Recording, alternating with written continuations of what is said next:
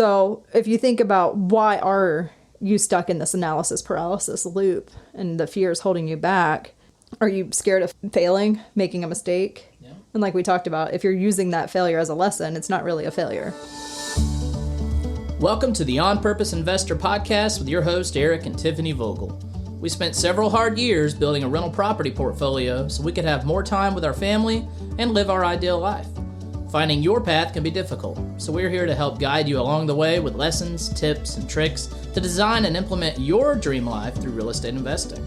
Now sit back, turn up the volume, and get ready for this episode of the On Purpose Investor. Welcome back to the On Purpose Investor podcast, to show number 28, Analysis, Paralysis, and Fear, Overcoming Those Obstacles. I'm your host, Eric, and my beautiful, amazing, talented, pregnant, lovely, awesome mother, awesomely talented, can work a spreadsheet like it's on the back of her hand, the most amazing, redheaded beauty, Tiffany. Wow, that was long. elongated, yet deserved. Oh, well, thank you. Deserved. That was sweet. You're welcome. All right, let's dive in. All right. So we're talking about analysis paralysis and fear and how that holds people back from getting started or taking that next step to something bigger. So, I mean, I think that's a common objection we hear is like, I just can't get over taking action. Go to seminars, I read books, I listen to podcasts, but I just can't pull the trigger and make that first step. People spend their whole life living, let's call it a jar, right? Here we go. People spend their whole life living in this fictitious jar. And if you're watching on video, we will use this candle to elaborate, right? The candle's not lit. I know, you forgot to light it. Just for anyone watching or listening.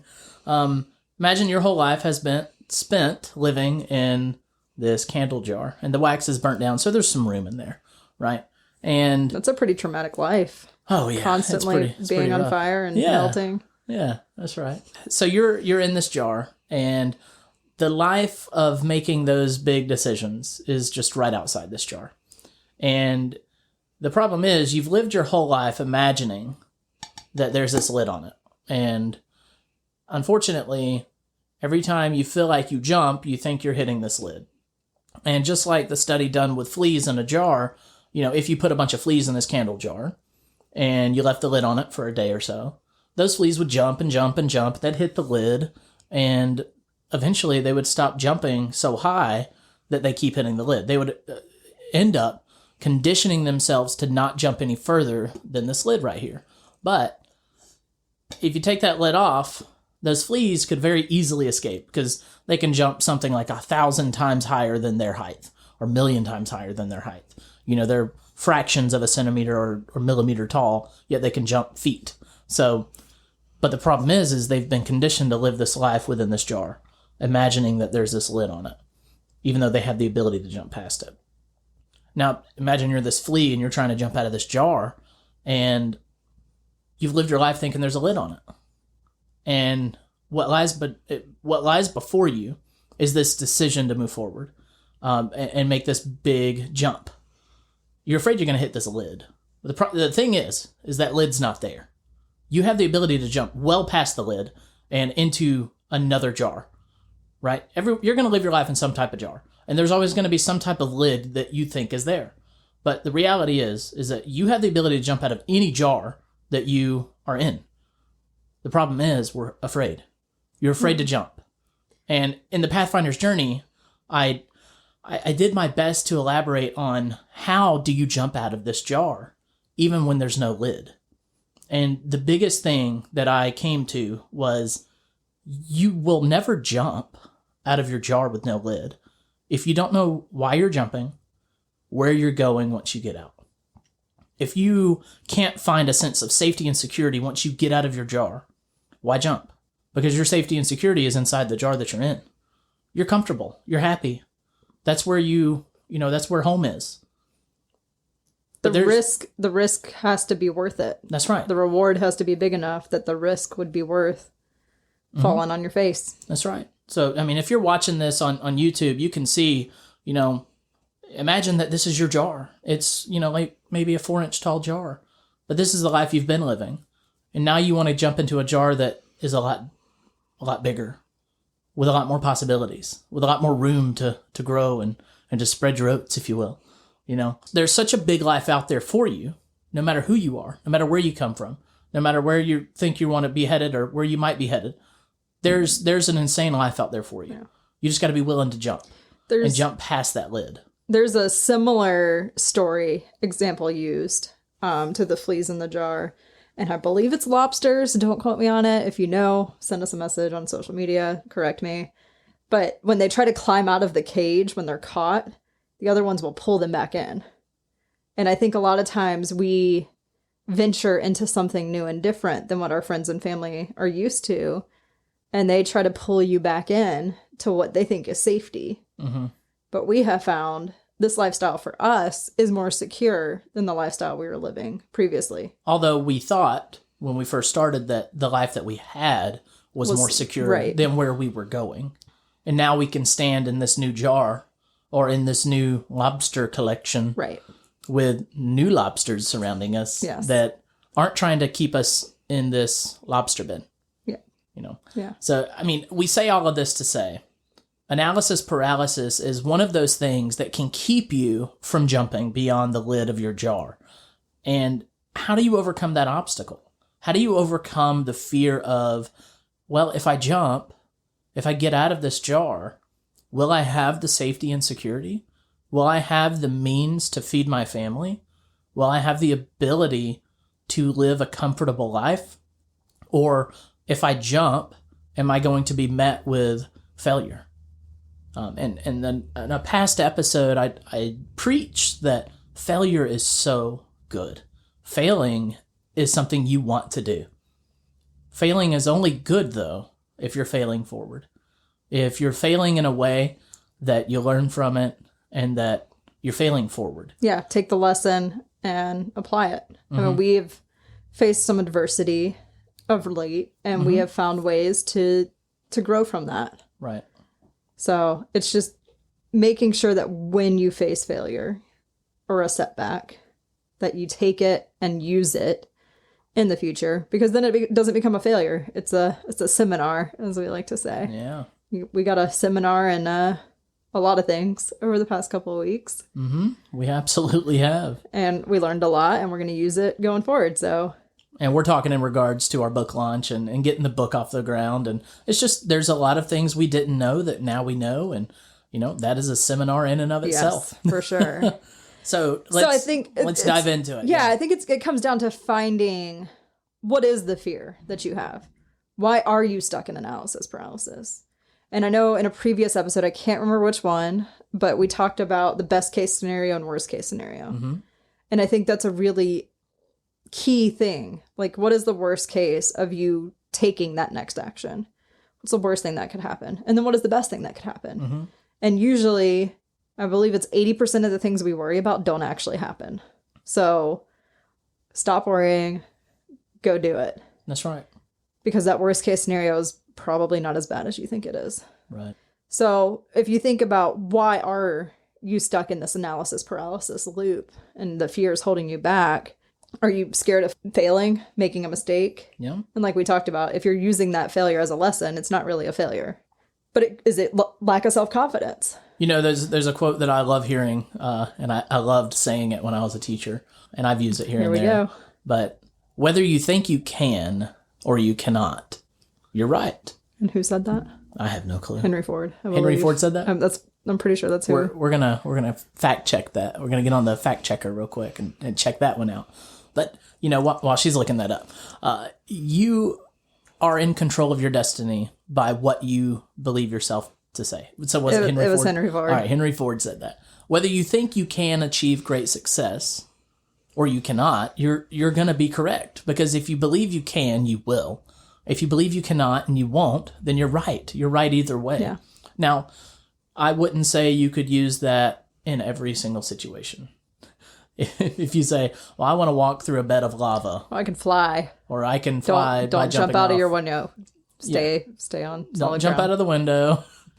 Whether you think you can or can't, obviously you can't fly. You're not a Disclaimer, bird. we are not liable for you jumping out of your window. Unless we have an avid collection of listeners that are aviary type creatures, like you are birds.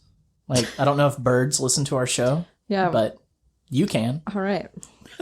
Well, I digress. Continuing on the, scared to fail, scared to make a mistake. Are you getting in your own way? Yeah. Is there an ego thing going on? Right. Yeah. I mean, I know for me, there's been times I hesitate to take action because I have perfectionistic tendencies and I don't want to look like I've made a mistake. Yeah. So I have to push myself and say, you know what? I posted something on social media, I remember, and it got no comments, no, maybe a couple likes, but like I was trying to get feedback on something and it was a huge flop.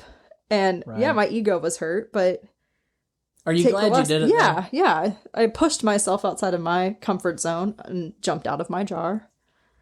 And it was incredibly uncomfortable, but it was a step. If you have an ego thing that you're afraid of failing, what you're going to find is that this world, the people in your circles, it is so forgiving because no one cares about the thing that you're doing more than you. Right. You are going to always be your own worst critic. Well, and someone outside looking in and seeing that post and seeing, 1 or 2 likes, and it was a huge deal for you. And it was a huge flop for you. But from the outside looking in, it doesn't look like that. What it looks like is, well, Tiffany pitched this thing and 2 people liked it. Good for her.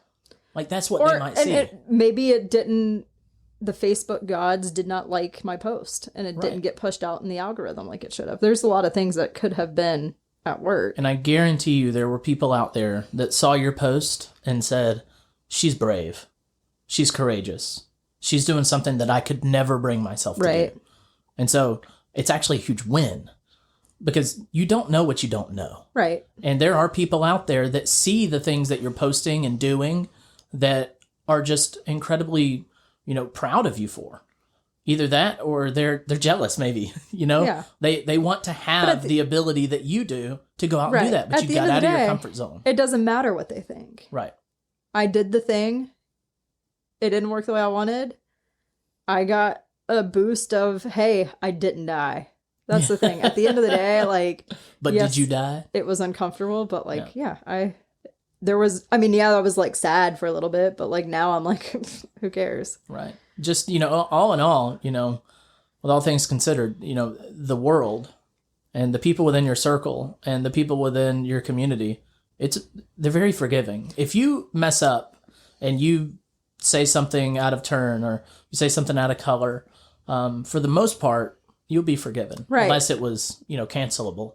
Well, and I think we think about ourselves more than other people think about us. Yeah.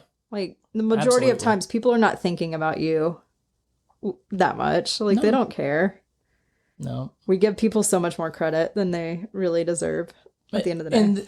In the lens of how much you feel like they're thinking about you or talking about you. Right. For sure. People talk about you more than... People talk about you in your head more than they actually ever do. For sure. Because in your head, you might be thinking, oh, this group of people went and hung out. Man, I bet I was the topic of conversation that night. But all in reality, you didn't even come up. Right. But in your head, it's like, oh, gosh, I'm being drugged through the ringer right now and all this is happening. And if you are drugged through the ringer, you probably need to find better friends. Yeah. So... Very true. But hey, I say this. Any publicity is great publicity. Yeah. Well, you're doing something out of the norm. Mm-hmm. And if they're sitting there talking about how, they're going to fail. Yeah. Prove them wrong. Right. Well, and when we started, we were in, let's say this jar.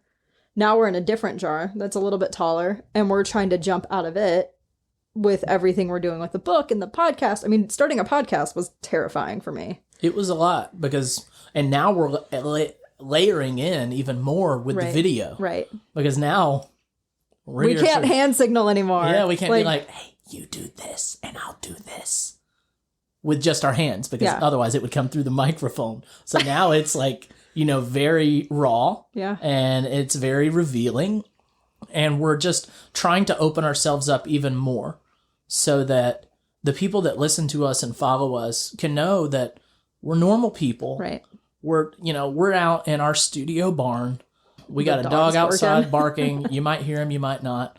But, I mean, we're just normal, everyday people that are going out on a limb to reach people, to show them you can achieve whatever you really set your mind Right. to, as long as it's not trying to fly. Right. You know, I mean, getting an airplane, maybe. But Yeah. Yeah, I'm checking the baby monitor real quick, hoping the dog doesn't wake the kid up. well, we can be so hopeful. Yeah. All right, so let's move to the next one. You can't afford to lose money. That's Real quick, before we go on, I want to just go back. When we first got started in real estate, we pursued a deal that didn't happen. And we talked about that last season. And we lost money on it. We lost a lot of time. We had friends in our real estate circle involved, and we flopped.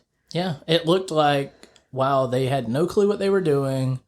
They probably shouldn't do this. Like, that's what we were telling ourselves that Right. they were thinking. But in all reality, they were cheering for us. Right. They were like, hey, you did more than most people will do, which is putting one step forward. Right. We put some money on the line. We put a lot of time on the line, and we were ready to make a move. It didn't happen, but... Well, because of that, we gained some status, within the people in our right. group. Well, we gained such an education in a lot of things. That's right. But, We did. So in that, we lost money. Yeah. So one of the things I think that holds people back from taking that move is fear of losing money. Yeah. So how do you escape the analysis paralysis and fear of someone saying, well, I can't stand to lose this money? I think it starts with, what are you actually putting at risk? So in that example, we put a house under contract. I think we had an inspection done. We had an inspection and a survey. Okay. So I think all in all, we lost $1,400 between earnest money and those inspection and appraisal or survey. Yeah. So that's what was at risk, was the money we had paid. It wasn't the full contract price. It wasn't anything else. I mean, it was just what we paid to have it under contract. Yeah. And if you can figure out all of these things within a due diligence period, you may not lose any money. Right. Right. And so worst case scenario, let's say you put a house under contract, you put up $1,000 in earnest money and spend $500 on an inspection, and the inspection comes back and there's something that's just not within your wheelhouse and you want to walk away. Yeah. You're out $1,500. Right.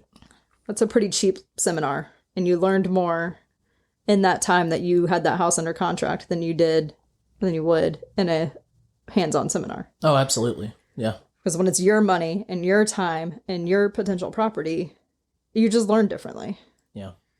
So take the step. Think about what's really at risk. It's not a $200,000 purchase price. No, it's the getting in costs. Right. It's the earnest, the inspection, maybe a survey, if that's something that needs to be considered.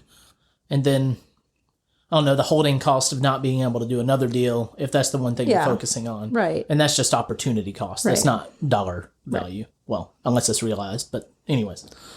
Yeah. So. Yeah. So, I mean, it's, again, going back to that best case, worst case scenario, really think about it. Like, are you really at risk of $200,000 for that house? Or is it just a couple grand? Yeah. And I know a couple grand is not an insignificant amount of money. That's a lot of money. But if you can take a couple $1,000s and gain a huge education on how to buy a property, and then the next house, I mean, we think about our next house, we were able to do a pretty decent burr and generate a ton in cash flow on that. So had we not done that first deal, we wouldn't have done the second.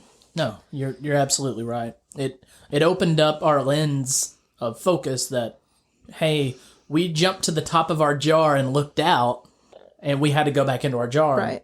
But on that next deal, we said, hey, we saw something out there we liked. We saw something out there that was achievable and worth jumping for. Yep. Let's get out of this jar. Right. So if money is what's holding you back, we talked about money on episode 26. Mm-hmm. So you can start with some lower risk options like we talked about on that episode. So just to recap, we talked about wholesaling, master leasing, half the pie deals, and mobile homes. Yeah. So if money is really what's holding you back, go consider some of those lower risk options when it comes to money and start there. And, the higher risk things that you could get into within real estate investing is flipping, in my opinion. Because, you get a screaming hot deal on a property that needs, fixing up, and you get it for a great deal and you fix it up, and your projected sale, let's say, is $150,000, but it's only drawing offers for 130, and at 130 you're breaking even, or 130 you're losing money, and 150 you were making some money. But, your hopes were, in this market, everyone's going over asking. Your hopes were, it'll sell for 175. And, as a flipper, you have to have a hedge for yourself and for your money that you can stand to win some, lose some. Right. You can win big and you can lose big at times. Right. It really depends on, how much are you doing? Are you doing one flip every 3 months? Are you doing one flip a year? Or are you doing 10 flips a month? Right. Because if you do 10 flips a month and you lose on 2 of them but win on 8, your risk factor is, I just need the steady income of properties. I can do a lot of them. Mm-hmm. But if you're only doing one a year, you can't stand to lose on that Right. one. Well, in that situation, you just have reserves and be ready that you might lose money. Mm-hmm. I mean, there are definitely higher risk approaches to real estate. Yeah. And that's where picking the strategy that works with your toolbox and your dream life is key. Yeah. So another thing a lot of people do is they want to be 100% sure that it's a good deal before they buy. It's a big miss, in my opinion, because the best way to learn how to do something is to just do it. Real estate is very forgiving. Because if you can stand to hold on to that property, if it was a big loss or a bust in that first year, over time, it's going to become a win. Right. And it's not guaranteed going to become a win, but it's likely going to become a win. So if you overpaid for a property in the past 12 months from today, and it's, July 19th of 2022, if you bought a property 6 months ago and you feel like you overpaid for it and you're stuck with it and you can't sell it, mm-hmm. hold that property for 5 or 10 years. I promise you.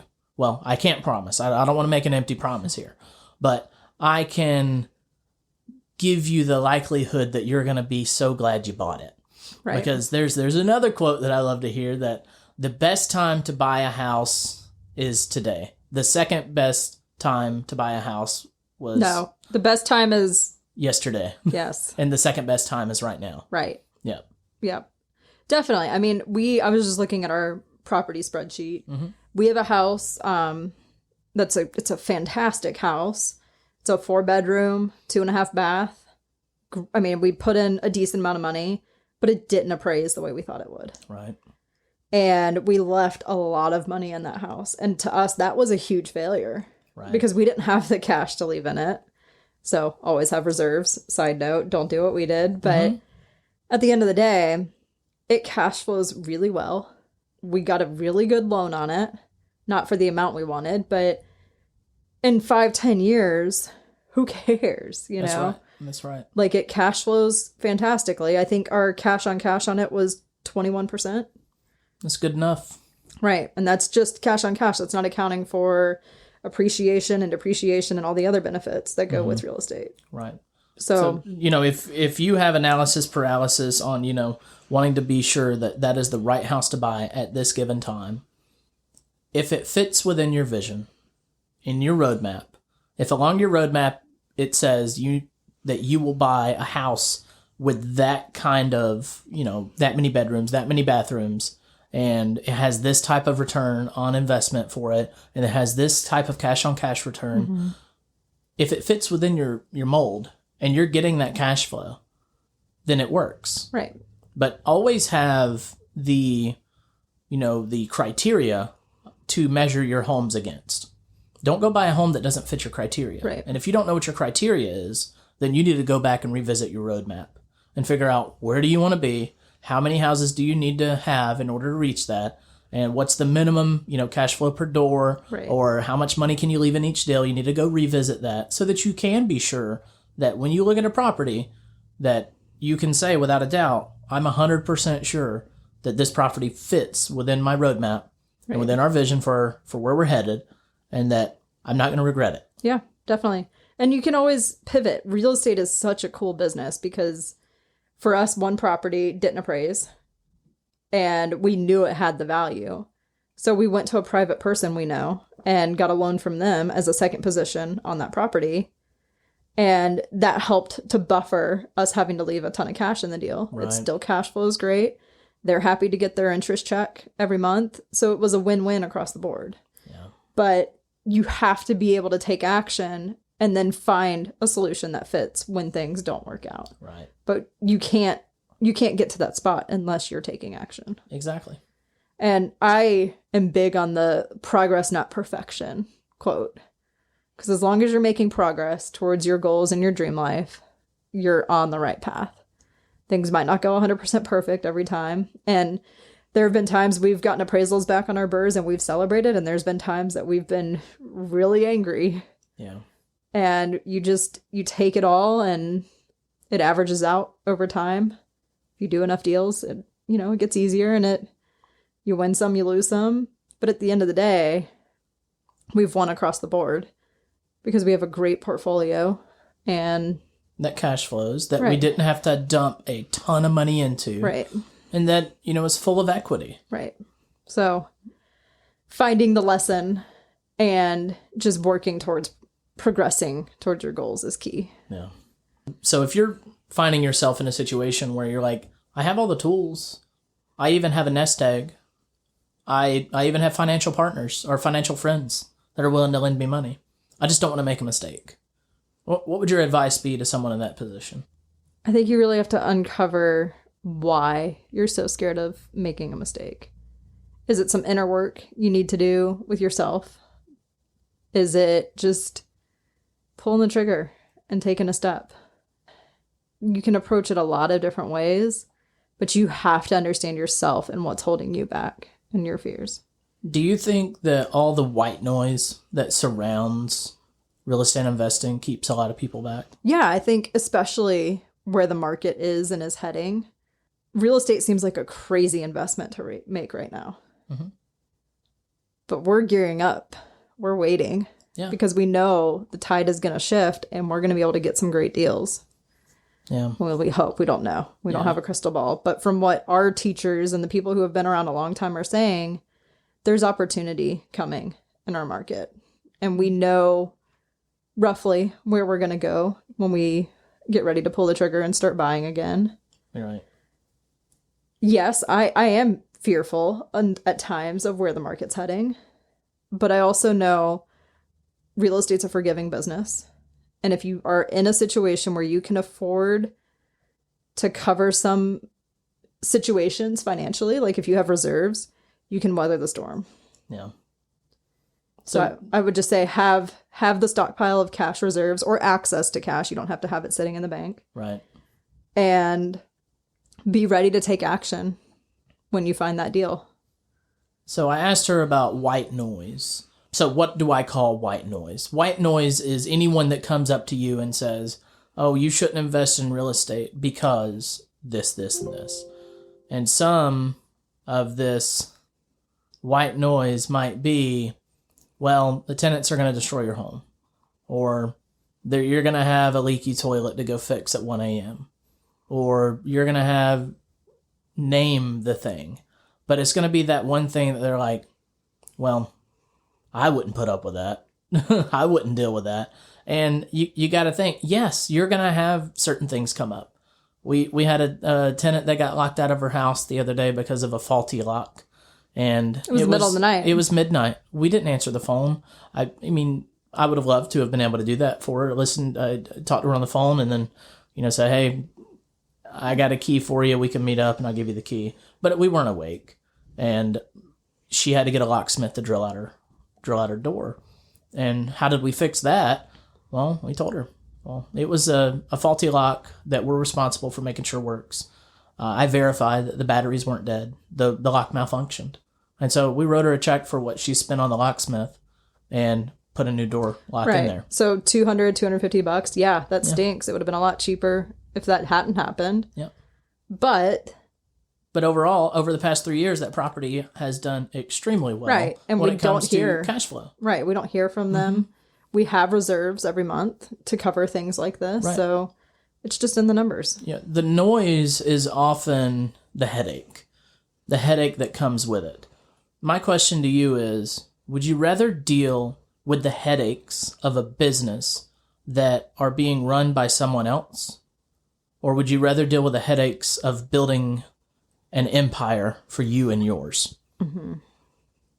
When you go report for your job, you're going to deal with headaches. There's going to be that one person at work that you don't get along with.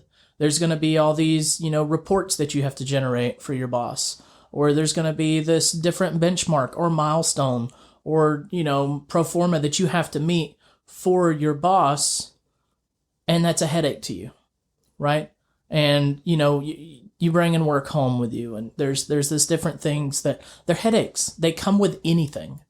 My question to you is, would you rather deal with the headaches for somebody else or for the growth of an empire for you and yours? I mean, that's for you to decide.